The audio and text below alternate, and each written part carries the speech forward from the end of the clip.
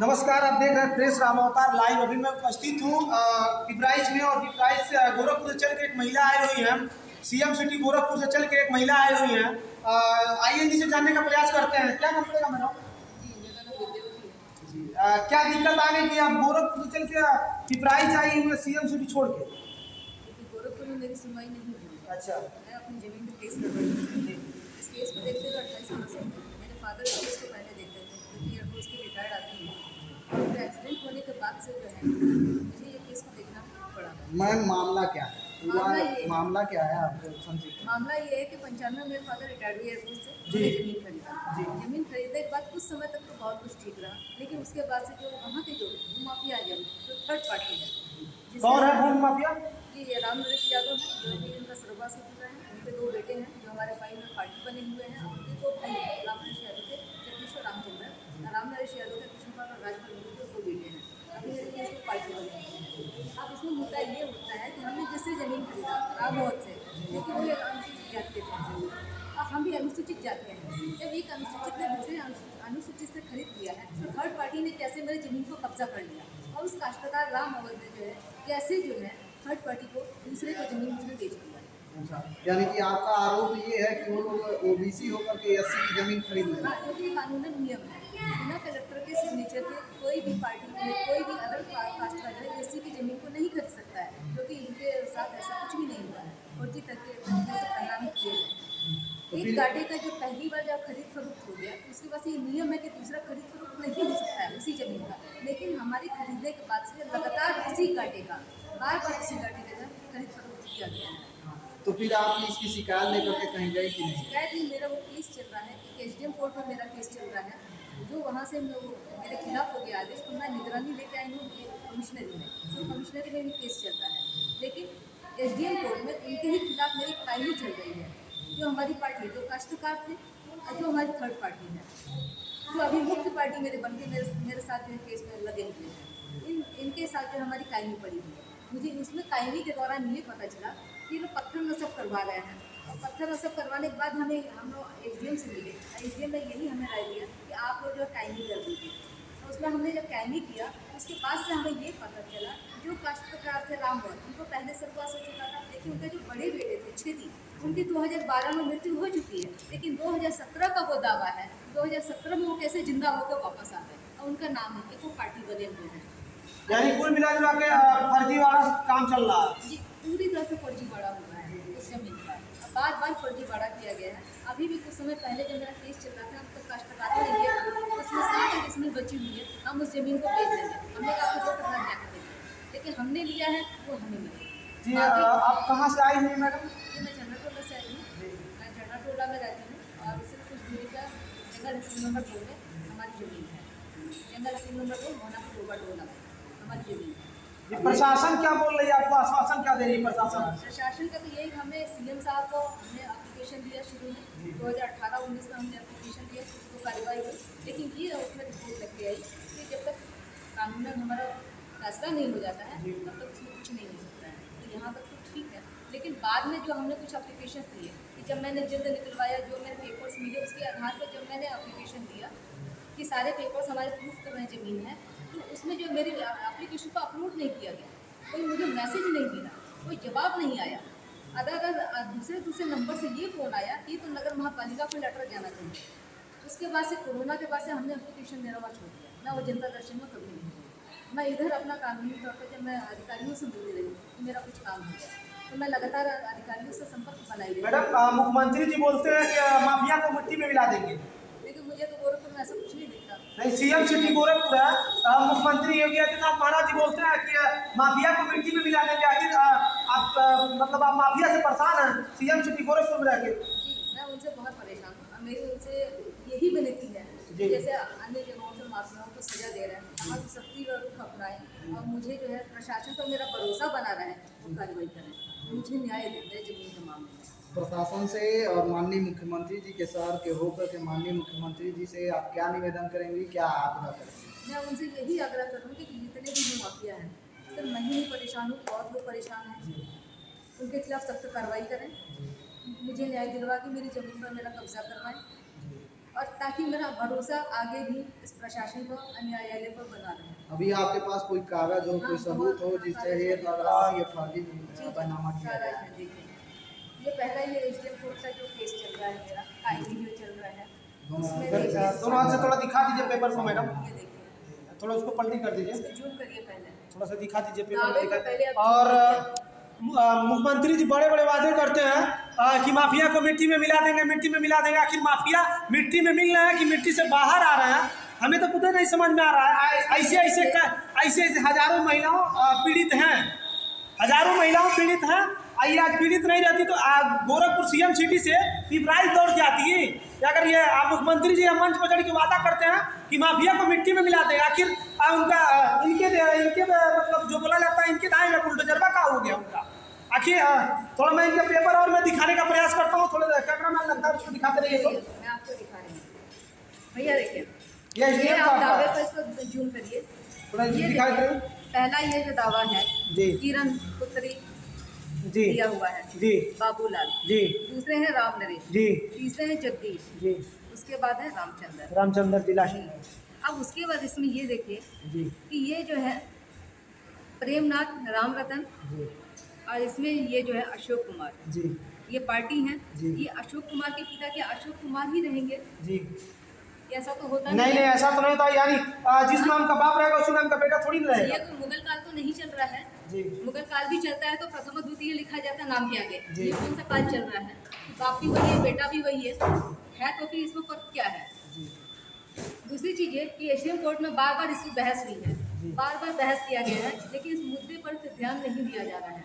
जी बार बार कहा जाता है नोटिस दीजिए, रजिस्ट्री दीजिए, बार बार हमने नोटिस और रजिस्ट्री करवाई हुई है, लेकिन अभी तक कोई कार्रवाई नहीं हुई। उस पर बाद से तारीख पर तारीख पड़ रही है। लिहाजा मैं चाहती हूँ कि इस केस पर जो पूरी तरह से कार्रवाई हो और इसको जो है खारिज करके मेरी ज़मीन पर पैमाइश करवा के मेरा जो 22 डिसमिल का रकबा मेरे फादर ने खरीदा है मेरा कब्जा करवाया जाए। मैं उसकी बात दूसरी बात देखिए, यहाँ बाबू ये जो है अलग अलग लोगों की जो देखिए जी अलग अलग लोगों को जो किया गया है। यहाँ श्रीमती की आ गई हैं, किरण जी आ गई हैं जी तो यहाँ तो वो यहाँ पुत्री हैं जी। यहाँ नीचे देखिए पत्नी बनी हुई है उनकी। अच्छा, जो पुत्री है वो पत्नी बन जा रही है। तो बताइए इनको क्या आखिर ये देखिए माननीय मुख्यमंत्री जो पुत्री है वो पत्नी बन जा रही है। आखिर देखिए जमीन का इतना तल बदल चल रहा है। आखिर ये महिला इतनी पीड़ित है कि माफिया से इतनी ये परेशान है, इतनी परेशान है, इनकी जमीन को भूमि माफिया लोग कब्जा कर लिए हैं। आखिर जैसे ये परेशान है, अगर भी महिलाओं भी परेशान होंगी कि नहीं होंगी। मुख्यमंत्री जी मंच में चढ़ के वादा करते हैं कि माफिया को मिट्टी में मिला देंगे। या माफिया कोई भी हो, या जमीन कब्जा करने वाला हो, या किसी को अगर प्रताड़ित कर रहा हो, कोई भी हो, प्रशासन क्या आपको आश्वासन दिए अभी तक?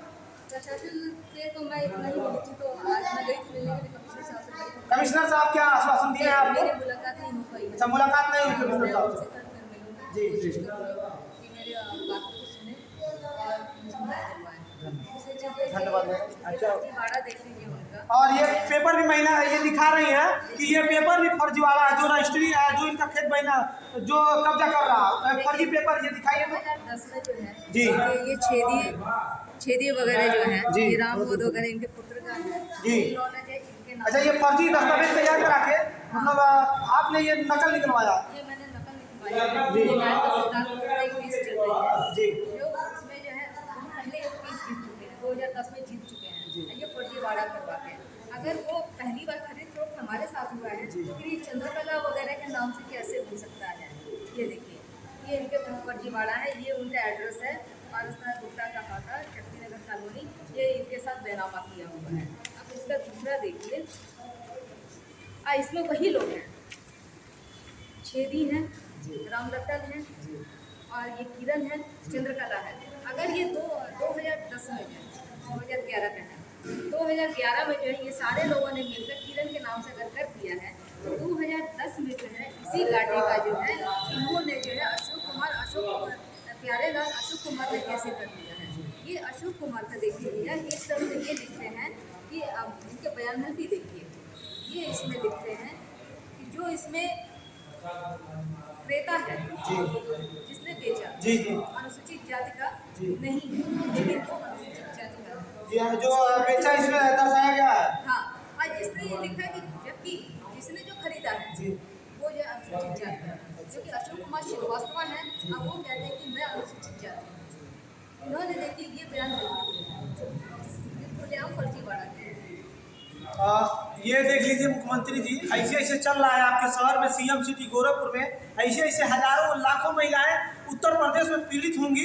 इससे कहने जाए आपको पेपर भी दिया जाता है, फिर भी कोई कार्रवाई नहीं, आपके जो अफसर होते हैं कोई कार्रवाई, ये इतनी पीड़ित है। एक चीज़ और भैया इज्जत दिखाइए, ये एक जल्द है जो मोनापुर का जो जल्द हुआ 2000 में फाइनल हुआ। चकबंदी के दौरान हमने जमीन खरीदा, चकबंदी के बाद जो है 555 और 56 बटा जो गाटा था, 555 और 56 गाटा था, ये बहुत बड़ा मौजा था। इससे जो बहुत सारे नंबरान बने हैं, 1250 51 52 53 सब कुछ बने हैं, 7-8 खाते बने हैं। 50 ख और था ये आबादी चली गई। दूसरा ये 53 जो है 556 बटा 2 से बना, जो कि हमारा गलती से घाटे में जो है ना 1250 ख में कर दिया गया था, और उसके बाद से जो है 1253 को कब्जा कर लिया गया। लेकिन चकबंदी से मेरा केस फाइनल हो चुका है, चकबंदी ने जो है मेरा केस ये फाइनल कर दिया है। ये 1250 ख से मेरा खारिज करके 1253 में मेरा नाम आ चुका है।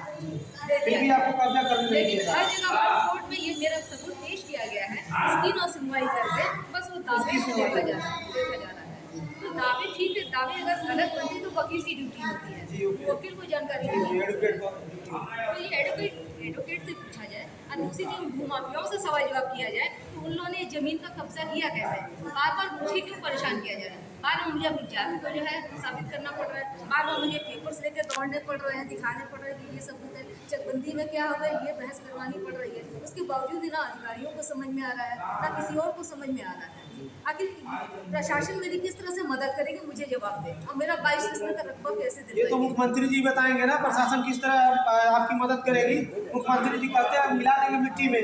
28 वर्षों से मुझे दौड़ाया जा रहा है, 28 वर्षों से आप परेशान। हम लोग परेशान हैं। इसके पहले मेरे फादर परेशान हुए हैं, अब मैं परेशान हो रही हूँ। इस 28 वर्षों का मेरा समय कैसे वापस आएगा, और मेरा भरपाई कौन करवाएगा? इतना जो पैसा जो बर्बाद हुआ है ये कौन भरपाई करेगा मेरा, कौन देगा? ये तो जो ये आप कोर्ट में वो करिए, ये तो हम कोर्ट में करेंगे। लेकिन मेरी सीएम साहब से गुहार है कि अगर इतने लंबे समय तक केस चलती है, उनका एक पेपर आया हुआ था कि जितने भी लंबे केसेस चल रहे हैं उनको तुरंत उनका निस्तारण किया जाए। तो अब तक आपका निस्तारण नहीं हुआ। निस्तारण नहीं हुआ, मैं दिखाता रही 28 वर्षों से मेरे 28 वर्षों से ये आप लड़ रही हैं, मतलब जो सीएम साहब हैं वादा कर देते हैं, पेपर में अलाउ कर देते हैं, लेकिन वो फिर कानूनी कार्रवाई होती है, प्रैक्टिकल कुछ नहीं होता है, प्रैक्टिकली कुछ नहीं होता है, कागज में तो सारी कार्रवाई हो जाती है। ये देखिए सारे सबूत मैं लेकर घूम रही हूँ। चकबंदी का पावर ये है कि किसी भी कोर्ट को पावर नहीं कि इसके आदेश को काट दे, और किसी कोर्ट को आदेश नहीं कि अगर चकबंदी में आपका केस चल रहा है तो वो जो है केस कहीं और चल जाए, कोई केस देख ले। लेकिन उसके बावजूद चकबंदी में केस चलने के बावजूद भी मैंने वो सबूत हर कोर्ट में दिया है कि मेरे चकबंदी में केस चल रहा है, उसके बावजूद भी केसेस चली है। कैसे चली है केसेस, किस आधार पर चली है? जांच का विषय इस पे बनता है, इस पे जांच का विषय बनता है। इतनी बड़ी बड़ी प्रशासनिक गलतियाँ होंगी, इतने बड़े बड़े फॉल्ट किए जाएंगे तो हम लोग कहाँ जाएंगे, किससे न्याय मांगेंगे हम लोग? मेरी रिक्वेस्ट है सीएम साहब से कि इस पर जो संज्ञान लिया जाए, इसकी जांच करवाई जाए, माफियाओं के खिलाफ सख्त सख्त कार्रवाई की जाए। और मेरे फादर जो रिटायर्ड है या वायुसेना से 30 वर्ष तक अपनी ज़िंदगी को दिया है, पूरे देश को बचाने के लिए गोलियां भी खाई हैं उन्होंने, इसका तो मान रखें। 22 किस्म का रकबा दिलवाएं, अगर वो हमारी पीढ़ी नहीं तो हम कहाँ जाते? क्या भविष्य मेरा कोई सुधारेगा?